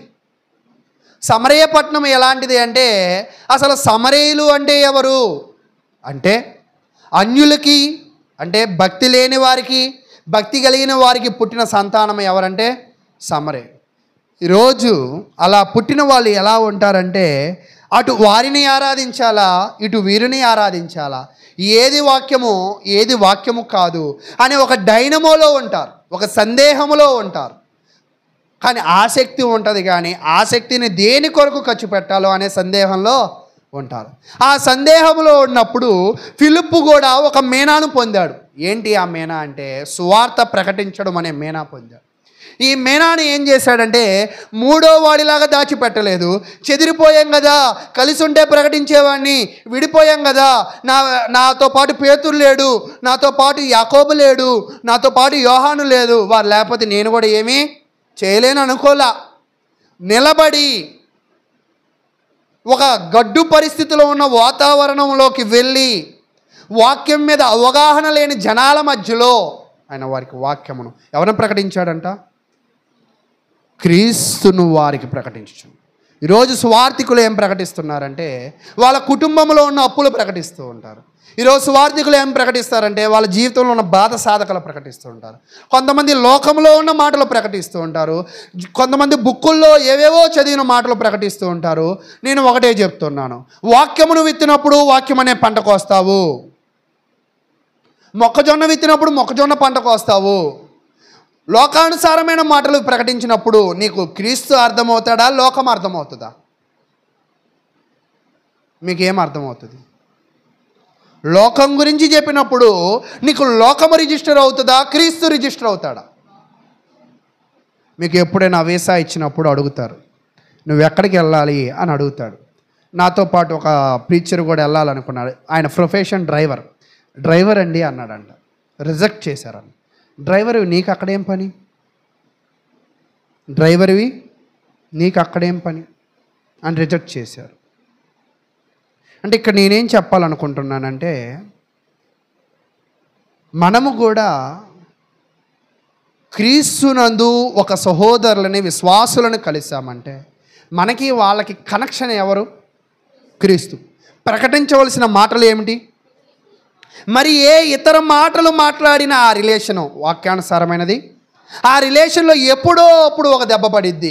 ఆ దెబ్బ ఎలాగుండిద్ది అంటే ఇద్దరూ కోలుకోలేరు. అంటే ఇక్కడ నేను బాగా చెప్పగలిగిన పాయింట్ ఏంటంటే క్రీస్తునందు కలిగిన విశ్వాసులతో క్రీస్తుని గురించిన చర్చే నీకు శ్రేయస్సు, నాకు శ్రేయస్సు. మరి ఏ ఇతర చర్చ కూడా మీకు నాకు ఉపయోగమో కాదు. కాబట్టి చెప్పే ప్రతి సేవకుడు కూడా లోకల్లో మాటలు, యూట్యూబ్లో మాటలు, ఇన్స్టాగ్రామ్లో మాటలు, భూ సంబంధమైన మాటలు చెప్పవలసిన పని లేదు. భూ సంబంధమైన విషయాలు చెప్పడానికి టీవీలు ఉన్నాయి, ల్యాప్టాప్లు ఉన్నాయి, ఫోన్లు ఉన్నాయి, చెట్టు కింద ముచ్చట్లు ఉన్నాయి, గట్టు కింద ముచ్చట్లు ఉన్నాయి. కానీ క్రీస్తు గురించి చెప్పడానికి ఉన్న స్థలం ఏంటంటే క్రీస్తు సహవాసం. ఈ సహవాసాన్ని దేవుడు ఎందుకు ఏర్పరిచాడంటే మీ ఇద్దరి మధ్య ఉండవలసిన ముచ్చట క్రీస్తే. ఆ ముచ్చట లేని ఏ ముచ్చటైనా కూడా అది క్రీస్తు వారు కాదు. కాబట్టి ఇచ్చిన ఈ మేనాని, ఇచ్చిన ఈ అవకాశాన్ని, ఈ చెదిరిపోయిన పరిస్థితిని ఫిలిప్పు బాగా గ్రహించి ఆయన బాధలు చెప్పుకొని, ఆయన ఇబ్బందులు చెప్పుకొని, ఆయన లోటుపాట్లు చెప్పుకొని, బట్టలు లేవు తిండి లేవు చెప్పకుండా ఎవరి గురించి చెప్పాడంట? ఫిలిప్పు క్రీస్తుని గురించి చెప్పాడు, ప్రకటించాడు. ప్రకటించిన తర్వాత ఈరోజు కూడా మనం ఎప్పుడైనా చూడండి, బ్లండర్ మిస్టేక్ అంటూ ఉంటారు కదా. ఎవరినైనా కలిసామనుకో, వందనాలు బాగున్నావా అని అడుగుతాం, కానీ రోజు ఆరాధనకి వెళ్తున్నావా అని అడిగే విశ్వాసం అనే స్థితిలోకి మనం వచ్చామా? ఏం వాక్యం చెప్పారు, ఏం గ్రహించావు అనే విశ్వాస స్థితిలోకి వచ్చామా? మొన్న కూడా ఒక సహోదరుడు వాళ్ళ సంఘంలో ఏదో సమస్య వచ్చింది, నేను మీ దగ్గరికి వచ్చేస్తాను అన్నాడు. లేదు, ఫస్ట్ నేను ఒక చోట సంఘం పెడతా, నువ్వు వచ్చి వాక్యం చెప్పాలన్నాడు. నేను ఆల్రెడీ 3 చోట్ల వాక్యం చెప్తున్నా, అప్పటికే గొంతు నొప్పిగా ఉంది, కానీ వచ్చి వాక్యం చెప్తా, నాకేం కానుక వద్దు అని చెప్పిన తర్వాత ఆయనతో ఎదురు బదురుపడి మాట్లాడడం ప్రారంభించాను. నేను నీ దగ్గరికే వస్తానన్నాడు. కొన్ని వాక్యములో ఉన్న ప్రశ్నలు అడుగుతూ వచ్చా. మొట్టమొదటి పాపం చేసింది ఎవరు అని అడిగా. మీరేం చెప్తారో? ఎవరు? అయితే మీరు కొంచెం తెలివైన వాళ్ళలాగా ఉన్నారు. అయితే ఆయనకి అంత వాక్య జ్ఞానం లేదు, ఆయన అని చూస్తున్నాడు. యేసుక్రీస్తు ఎందుకు చనిపోయాడు అన్నాడు. అంటే ఇవేమీ తెలియకుండా, ఈ పరిజ్ఞానం ఏమీ లేకుండా, సంఘ జ్ఞానము లేకుండా నువ్వు సంఘములో నుంచి బయటికి వెళ్ళాలనుకోవడం నీ తప్పు. ఒక వ్యక్తి జ్ఞానము లేకపోవడం వలనే సంఘం విడిచిపెడతాడు. ఆ వ్యక్తి ఆ సంఘాన్ని విడిచిపెడుతున్నప్పుడు నేను చెప్పాను, బ్రదర్ మీరు ఈ సంఘంలోనే ఉండండి, ఇక్కడ పరిపూర్ణమైన వాక్యాన్ని నేర్చుకోండి అని చెప్పాను. అలాగే ఇక్కడ ఫిలిప్పు పరిపూర్ణమైన వాక్యమును ప్రకటించడానికి సిద్ధంగా ఉన్నాడు. ఇక్కడ జనాలు కూడా వినడానికి సిద్ధంగా ఉన్నారు. కాబట్టి అక్కడ చెప్తూ ఉన్నాడు 6వ వచనం, జనసమూహములు విని ఫిలిప్పు చేసిన సూచక క్రియలను చూచినందున అతడు చెప్పిన మాటల యందు ఏక మనసుతో లక్ష్యం ఉంచగా, అంటే జనాలందరూ కూడా ఏం చేశారంట? ఏక మనసుతో లక్ష్యం ఉంచాడు. ఈరోజు నిజమైన సేవకుడు చేసే పని, క్రీస్తునందు ఏర్పడే సంతోషము, అది ఎప్పుడు కూడా బాధకి కారణము కానే కాదు. అది ఎప్పుడు కూడా నిన్ను ఎడబాయదు. ఈరోజు కొంతమంది చూడండి, ఒకసారి బాగా కలిసి తిరుగుతారు, కొంతకాలం తర్వాత విడిపోతారు. ఏంటి విడిపోయారు, మొన్నటిదాకా పావురాల్లా తిరిగారు కదా అంటే వీళ్ళ మధ్య ఏదో జరిగిందండి అని అంటూ ఉంటారు. ఏం జరిగిందంటే ఇదో క్యూరియాసిటీ అంటారు కదా, ఏం జరిగింది ఇప్పుడు తెలియకపోతే మన గుండెల్లో వాక్యం వెళ్ళదు. అయితే కానీ ఫిలిప్పు వాక్యాన్ని ప్రకటించాడు, జనాలు వాక్యాన్ని విన్నారు, వాళ్ళ మధ్య బంధం ఎవరున్నారు, వాక్యమే ఉంది కదా. ఆ బంధం వాళ్ళకి ఏం కలిగించిందో తెలుసా? 8వ వచనానికి వెళ్ళిపోండి. అందుకు ఆ పట్టణంలో మిగుల సంతోషము కలిగింది. ఏం కలిగిందంట? ఈరోజు నీ జీవితంలో సంతోషమును పొందాలంటే నీ దగ్గర ఉన్న మీనా, చెప్పే మీనా నువ్వు ప్రకటించు, వినే మీనా నువ్వు వినడానికి ప్రవర్తించు. అంటే చెప్పేవాడు తన సామర్థ్యాన్ని ఉపయోగించాలి, వినేవాడు తన సామర్థ్యాన్ని కూడా ఉపయోగించాలి. ఈ రెండూ కూడా కాకుండా మీరు వేరే విషయాలు మాట్లాడుకున్నట్లయితే, వేరే ముచ్చట్లు మీ జీవితంలో ప్రవర్తించినట్లయితే, వేరే లోటుపాట్లకి అవి కారణమయ్యి నీ జీవితంలో సంతోషానికి పాత్రని కాకుండా బాధకి, గొడవలకి నీ జీవితాన్ని లాక్కువెళ్ళింది. కాబట్టి ప్రాముఖ్యంగా క్రైస్తవులుగా ఉన్న మనకి సహవాసంలో నీకు దేవుడు ఇచ్చిన ఈ మీనాతో అనేకులకు వాక్యాన్ని ప్రకటించు, లేదా అనేకుల దగ్గర వాక్యాన్ని విను, అనేకులతో క్రీస్తు గురించి చర్చించు, లేదా క్రీస్తు గురించి వినిపించు. సాధ్యపడితే ఈ సహవాసము క్రీస్తు కొరకు బ్రతుకు. అందుకే పౌలు గారు చెప్తారు, బ్రతుకుట క్రీస్తే, చావైతే లాభమే అని చెప్తూ ఉన్నాడు. కాబట్టి ప్రియులారా, నేను చెప్పే విషయం ఏమిటంటే ఈరోజు నీ దగ్గర కూడా దేవుడు ఏదో ఒక మీనాన్ని ఇచ్చుంటాడు.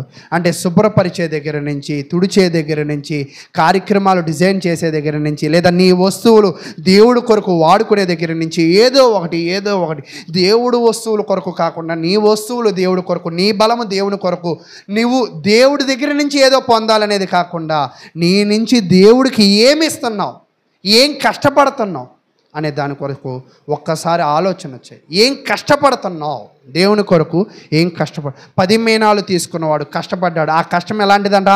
న్యాయమైన కష్టం. కొంతమంది కూడా సంఘంలో డూప్లికేట్ కష్టపడే వాళ్ళు ఉంటారు. అంటే ఏంటో తెలుసా? డూప్లికేట్ కష్టపడేవాళ్ళు. ఈరోజు ఒక్కోసారి అంటే ఎక్కువ మన దగ్గర జరగవు కాదు, బయట కార్యక్రమాలు, భోజనాలు అనగానే చాలామంది జోబులో చేతులు వేసుకుని అలా దూరంగా వెళ్తారు, అలా వెళ్ళి అలా వస్తారు. అప్పుడు భోజనాలు ప్రారంభమైతే ఇలా ప్లేట్ పట్టుకుంటారు. అంటే ఏంటిది? అంటే ఎక్కడ పని భారము పడుతుంది అని ముందే వాళ్ళు ఏం చేస్తారంట, అంటే వాళ్ళ దగ్గర ఉన్న సామర్థ్యత, ఓకే నేను రైస్ వేయగలను, ఓకే నేను నీళ్లు పోయగలను, ఓకే నేను సప్లై చేయగలను, ఓకే నేను ఇది చేయగలను, అది చేయగలను, వాళ్ళ దగ్గర ఉన్న శక్తిని అక్కడ జరిగే కార్యక్రమం కొరకు వాళ్ళు ఉపయోగించరు. సోమరి దొంగలు వీళ్ళు, సోమరులు కాదు. సోమరులు అంటే ఎలాంటి వాళ్ళు అంటే వాళ్ళ దగ్గర ఒక సామర్థ్యత ఉన్నా వాళ్ళు చిన్న పనిని ఎంచుకుంటారు, తెలివైన వాళ్ళ పనిగా. ఆ తెలివైన వాళ్ళలో ఇప్పుడు వీళ్ళ ముగ్గురులో తెలివైనవాడు అంటే ఎవరు చెప్పండి? చూసారా? కానీ తెలివైన వాడే కష్టపడలేదు, తెలివిగా ప్రవర్తించాలని కానీ ఆ తెలివి అతన్ని ఏం చేసిందంట? ఉన్నది కూడా పిక్కుపోయాడు. ఈరోజు నీ దగ్గర బలం ఉన్నప్పుడే దేవుని కొరకు ఉపయోగించు, నీ దగ్గర ధనం ఉన్నప్పుడే దేవుని కొరకు ఉపయోగించు. ఈ రెండు కోల్పోయిన తర్వాత ఉపయోగించాలనే ప్రేరేపణ నీకు పుట్టినా, ఇవ్వాలనే ప్రేరేపణ పుట్టినా, ఈరోజు ఇల్లుని అందంగా ఉంచుకోవాలనుకుంటావు కానీ సంఘాన్ని అనుకుంటావా? ఇల్లుని సంవత్సరానికి ఒకసారి దులుపుకోవాలనుకుంటావు, ఇల్లుని అనుకుంటావా? వస్తువులు పోతుంటే గుర్తించి కొనుక్కోవాలనుకుంటావు, సంఘంలో ఎప్పుడైనా అనుకుంటావా? ఎందాక జనులు సంఘములో వాటి కొరకు ఆలోచించే జనులుగా ఈరోజు చాలామంది తక్కువ మంది ఉన్నారు. ఈరోజు ఊరియా లాగా, నిజంగా ఊరియా లాంటి విశ్వాసులు కావాలి. కానీ ఊరియా సరే భౌతికమైన రాజ్యం గురించి ఆలోచించి నాశనం అయిపోయాడు, కానీ ఆత్మ సంబంధమైన దేవుని రాజ్యం కొరకు నిజంగా సంఘము బలహీనపడుతున్నప్పుడు ఈరోజు చాలామంది వాళ్ళ కుటుంబాలతో సంతోషంగా ఉంటారు, వాళ్ళ కుటుంబాలతో బయటికి వెళుతూ ఉంటారు. కారణం అంటే ఏవేవో చెప్తూ ఉంటారు. కానీ ఊరియా అంటున్నాడు, నా సైన్యాధిపతి కష్టంలో ఉన్నారు, నా జనులు యుద్ధంలో ఉన్నారు, నా జనులు భయకాంతులుగా ఉన్నారు, నా రాజు అధైర్యంగా ఉన్నాడు. అలాంటి సమయంలో నేను ఎలా సుఖపడగలను? అలాగే సంఘము కూడా బలహీనంగా ఉన్నప్పుడు బలపడడానికి ఊరియాలాగా ఉన్నావా? న్యాయంగా మేనాని ఉపయోగించడానికి ఫిలిప్పులాగా ఉన్నావా? ఇలాగ ఉండినట్లయితే దేవుడు నిన్ను, నీ జీవితాన్ని అయితే దీవిస్తాడు. అయితే ప్రియులారా, ఒకసారి వాక్యంలోకి వెళ్ళి చివరిగా ఏమన్నాడో దానిని చూసి మనమైతే ముగించుకుందాం. 25వ వచనం, వారు అయ్యా వానికి 10 మీనాలు కలవే అనిరి. అందుకు అతడు కలిగిన ప్రతి వానికి ఇవ్వబడును. ఈరోజు చాలామంది ఏమనుకుంటారంటే దేవునిది వాడుకోవాలని చూస్తారు, ఇతరులది వాడుకోవాలని చూస్తారు, లేదా వాళ్ళ దగ్గర ఏదో పొందాలని చూస్తూ ఉంటారు, లేదా నేను మౌనంగా ఉంటాను దేవుడే ఇస్తాడని చూస్తాడు. కానీ ఇతను కష్టపడ్డాడు కదా, కష్టపడేవాడికి దేవుడు ఏమంటున్నాడంట, అందుకు అతడు కలిగిన ప్రతి వానికి ఇవ్వబడును. అంటే కలిగిన వాడికే దేవుడు ఇస్తాడంట. అంటే ఈరోజు దేవుడు కూడా ఏమనుకుంటున్నాడంటే నువ్వు అన్నీ కలిగి ఉండాలనుకుంటున్నాడు. లేని వాని యొద్ద నుండి వాని కలిగినది తీసివేయబడునని. అంటే నీ దగ్గర దేవుని ఆరాధించాలని గుణం ఉంటే దేవుడు ఇంకోటి ఇస్తాడు, దేవుడికి ఇవ్వాలని గుణం ఉంటే దేవుడు నీకు ఇంకోటి ఇస్తాడు. కానీ నీకు ఆ ఆసక్తే లేకపోతే ఉన్నదానిని కూడా దేవుడు ఏం చేస్తాడంట, నీలో ఉన్న సామర్థ్యతను బలహీనపరుస్తూ ఉంటాడు. నేను సేవలోకి వచ్చిన కొత్తలో పాటలు సహోదరులకు ఇచ్చి నేను కూర్చునేవాడిని. కూర్చున్న తర్వాత నా పాటలు నాకే చాలా చండాలంగా అనిపిస్తూ ఉన్నాయి. తర్వాత నాకు ఒక ఐడియా వచ్చింది, అందరూ కూర్చొని నేను పాడతాను ఒక ట్యూన్లోకి వెళ్దామని. అప్పుడు నాకు అర్థమైంది నేను మెరుగుపరుచుకున్న విధానం. ఇక నేనేం చెప్తున్నానంటే సామర్థ్యతను ఎప్పుడు కూడా ఉపయోగించే కొద్దీ అది ఏమైందంట, మెరుగుపడుతూ ఉంటుంది. నేను అప్పుడప్పుడు అడుగుతా కొంతమంది సహోదరులు, ఇంతకుముందు సంఘంలో అందరూ పాడేవాళ్ళ, ఇప్పుడు పాడుతున్నారా లేదా, ఇప్పుడు ఇంకా బాగా పాడుతున్నారు అన్నారు. అంటే ఈరోజు మనకున్న ఆత్మ సంబంధమైన జ్ఞానంతో మనకున్న సామర్థ్యతను దానిని ఒక క్రమ పద్ధతితో ఉపయోగిస్తే దానికి విజయాన్ని ఎవరు చేకూరుస్తారంట, దేవుడే. అయితే ప్రియులారా, కాబట్టి ఆయన చెప్తున్నాడు కలిగి ఉన్న వాటికి ఇంకా ఇస్తాడంట. తర్వాత నా దగ్గర ఏమీ లేదు, దేవుడి దగ్గరికి ఇవ్వడానికి ఏమీ లేదు అన్నాడు దగ్గరికి ఉన్నది కూడా దేవుడు. అంటే దేవుడు కొరకు ఉపయోగించే వాళ్ళుగా ఉండాలి, కానీ దేవుని ఉపయోగించుకోవాలన్న ఆలోచన ఉన్న వాళ్ళని దేవుడు ఎప్పుడూ దీవించడు. 27 మరియు నేను తమ్మును ఏలుటకు ఇష్టం లేని నా శత్రువులను ఇక్కడికి తీసుకుని వచ్చి నా ఎదుట సంహరించుడని చెప్పాను. ఈరోజు చాలామంది సంఘ కార్యక్రమాలకి లోబడరు, సంఘ నియమాలకి లోబడరు. అసలు సంఘంలో ఒక వ్యక్తికి కొన్ని నియమ నిబంధనలు ఉన్నాయన్న విషయం కూడా తెలియక సంఘమునకు బయట ఆలోచనలు చేస్తూ ఉంటారు.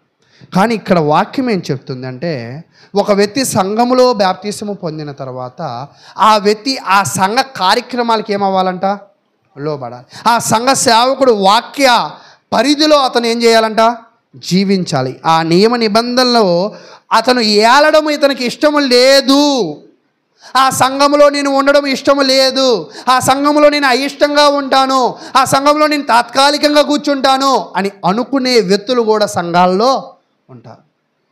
అలాంటి ఇతను నాకు ఇష్టం లేదు అని మనం ఒకవేళ అనుకుంటే అలా అనుకునే వాళ్ళని ఇక్కడ ఏమంటున్నాడంటే వాళ్ళని సంహరిస్తాడు. ఎవరు? దేవుడే.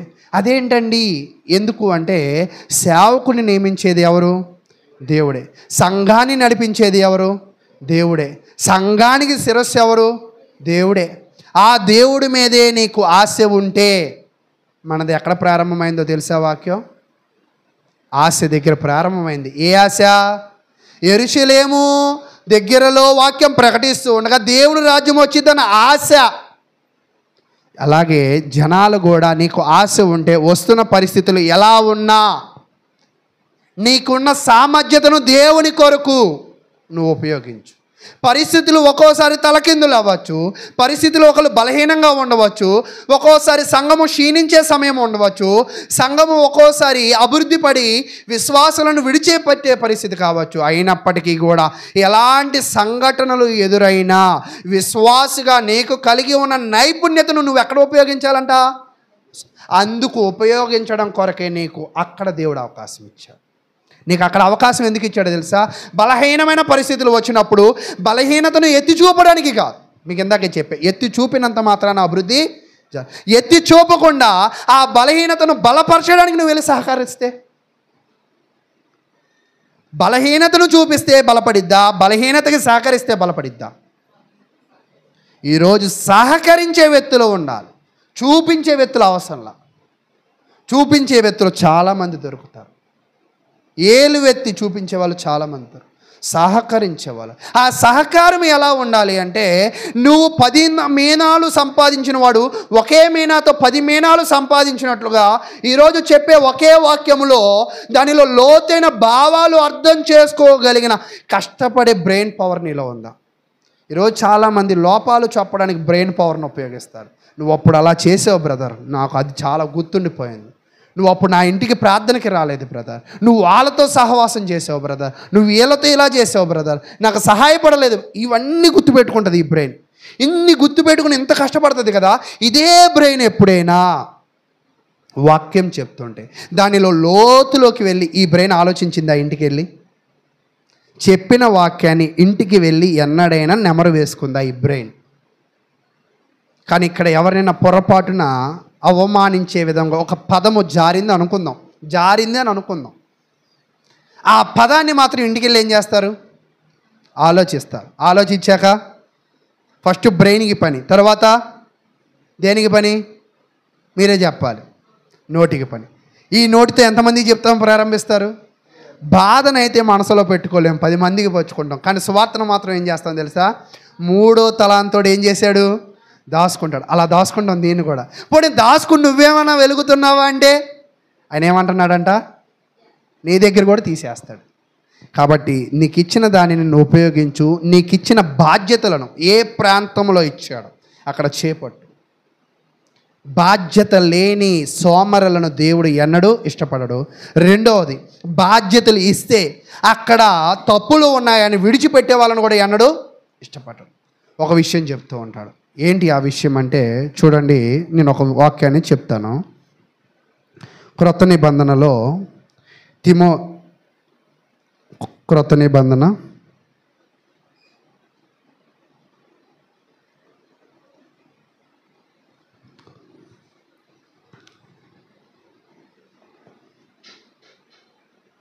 గలతీలు రాసిన పత్రిక 6వ అధ్యాయం. గలతీలు రాసిన పత్రిక 6వ అధ్యాయము 1వ వచనాన్ని చదివి ఇంకా నేను ఈ వాక్యాన్ని ముగిస్తాను. సహోదరులారా, ఒకడు ఏ తప్పిదములోనైనను చిక్కుకొని ఎడల ఆత్మ సంబంధులైన మీలో ప్రతివాడు తనను శోధింపబడునేమో అని తన విషయము చూచుకొనుచు సాత్వికమైన మనస్సుతో అట్టి వానిని మంచి దారికి తీసుకొని రావాలెను. అంటే ఒక వ్యక్తి శోధింపబడినప్పుడు, ఒక వ్యక్తి శోధనలో పడినప్పుడు, ఒకడు బలహీనుడైనప్పుడు, ఒక వ్యక్తి ఆత్మ సంబంధంగా చెదిరిపోయినప్పుడు కలిసి ఉన్న వాళ్ళు ఏం చేయాలంట? నువ్వు భలే పొరపాటు చేసావులే, అందుకే నీకు దూరంగా ఉంటున్నా, నీలో లోపాలు ఉన్నాయిలే, నువ్వు తప్పుడు మాటలు మాట్లాడుతున్నావు, నువ్వు తప్పుడు దారిలోకి వెళ్ళావు, నీ ఆలోచన బాగాలేదని వాడిని వేరు చేయడం కాదు. ఆ ఆత్మ సంబంధమైన వ్యక్తిని ఈ మంచి దారిలో ఉన్నామన్న వాళ్ళు వీళ్ళ దగ్గర ఉన్న మేనా సామర్థ్యాన్ని ఉపయోగించి ఆ చెడు దారిలోకి వెళ్ళిపోయిన వాళ్ళని, వీళ్ళ ఆత్మ సంబంధమైన జ్ఞానంతో నష్టపోతున్న వాడిని వీళ్ళ ఆత్మ సంబంధమైన జ్ఞానంతో మంచి దారిలోకి తావాలి. అందుకే వాక్యము అనే జ్ఞానాన్ని దేవుడు నీకు ఇచ్చాడు. తర్వాత చెప్తున్నాడు 2వ వచనం, ఒకని భారములు ఒకడు భరించి ఇలాగ క్రీస్తు నియమమును పూర్తిగా నెరవేర్చుడి. ఒకని భారములు ఒకడు భరించి అంటే యేసుక్రీస్తు ఒకవేళ వీళ్ళందరి కోసం నేనెందుకు చచ్చిపోవాలి అని అనుకుంటే పాప క్షమాపణ రక్షణ నీకు ఉండేదా? అదే చెప్తూ ఉన్నాడు. క్రీస్తు అలా అనుకోలేదు కదా.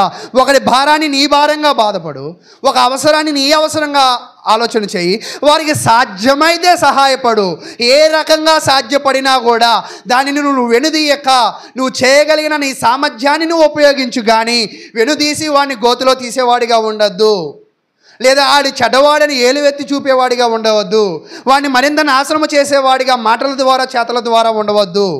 వాడికి చేత అయితే క్రీస్తు నియమం ప్రకారం క్రీస్తు ఎలాగా ఒకని భారమును ఒకని పాపమును మోసాడో నీ సహోదరుడి భారాన్ని నువ్వు కూడా మోయేసే ప్రయత్నం చేయి. మనం అనుకుంటాం ఒకటి భారం మోస్తే మనం మునిగిపోతాం ఈరోజు లోకాన్ని బట్టి. అంటే అవును, క్రీస్తు మునిగాడు కాబట్టే తేలాడు. ఈరోజు మనం ఏమనుకుంటామంటే వాళ్ళకి వీళ్ళకి ఇలా ఉంటే చాలా నష్టపోతున్నాం అనుకో. అవును, క్రీస్తునందు సద్భక్తితో కలిగిన వారు దౌర్భాగ్యులే భూమి మీద. కానీ భూమిని దాటాక అంటే ఈరోజు భూమి వరకే నీ జ్ఞానం ఉంటే అది తప్పు. క్రైస్తవ్యం ఏం చూపిస్తుంది అంటే భూమిని కాదు, భూమిని దాటాక కూడా జ్ఞానం చూపిస్తుంది. అందుకే ఈ మేనాలు భూమి మీద నువ్వు కష్టపడ్డ ప్రతి మేనానికి, ప్రతి వ్యాపారానికి, ప్రతి కష్టానికి అది లెక్క ఎక్కడ అడుగుతాడు? అక్కడ అడుగుతాడు. అంటే ఈ మేనా కథ భూమి మీద ప్రారంభమై ఎక్కడ దాకా వెళ్ళింది? పరలోకం దాకా వెళ్ళింది. ఆ పరలోకమందు ఆయన ఏం చేస్తాడంటే ఆ తీర్పు దినమున, ఆ విమర్శ దినమున కష్టపడిన వారినేమో విశ్రాంతి స్థలానికి, కష్టపడకుండా సోమరులుగా ఉన్న వారిని యాతన స్థలానికి ఆయన పంపిస్తాడు. అయితే ప్రియులారా, కాబట్టి అక్కడ చెప్తున్నాడు 3వ వచనం, ఎవడైనను ఒట్టివాడై ఉండి తనను ఎన్నుకొనిన వాడని ఎంచుకొనిన ఎడల తన్ను తానే ప్రతి వాడును తాను చేయి పనిని పరీక్షించి చూచుకొనవలెను. అతడు ఇతరులను బట్టి కాక తన బట్టి అతనికి అతిశయము కలుగును. ప్రతి వాడును తన భారము తానే భరించుకొనవలెను కదా. వాక్యోపదేశము పొందువాడు ఉపదేశించు వానికి మంచి పదార్థములలో భాగం ఇవ్వలేను. అంటే కిందకు వచ్చేపాటి కొన్ని విషయాలను తెలియజేస్తూ ఉన్నాడు. 7వ వచనం, మోసపోకుడి, దేవుడు వెక్కిరింపబడడు. ఎందుకు వెక్కిరింపబడడు అంటే, ఒకని భారం మోసినప్పుడు జనాలను వెక్కిరింపబడతావేమో, ఒకవేళ సహాయం చేసిన వాళ్ళే నిందిస్తారేమో, ప్రేమగా మాట్లాడిన వాళ్ళే వెనుదిరుగుతారేమో, కానీ మోసపోకుడి, దేవుడు వెక్కిరింపబడడు. దేవుడు వెక్కిరింపబడ్డంటే దేవుని నమ్మి చేసిన నువ్వు కూడా వెక్కిరింపబడవు.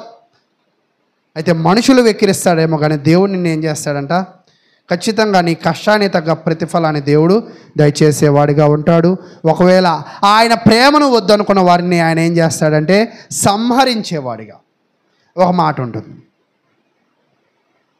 శరీరమును నాశనము చేసేవానికి భయపడక శరీరమును దానిలో ఆత్మను నాశనము చేయ దేవునికి భయపడుడి.